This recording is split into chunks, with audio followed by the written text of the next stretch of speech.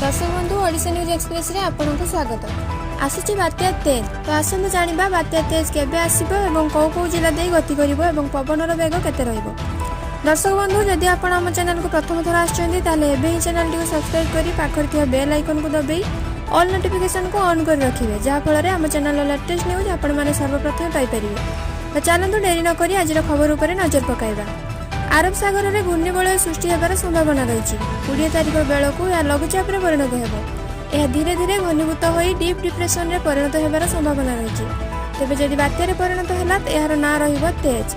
अरब सागर दक्षिण पूर्व भाग में विषुवीय अंचल निकट में पाणीपाग परिस्थिति सृष्टि होगी खूब शीघ्र घूर्णिबलय सृष्टि करें।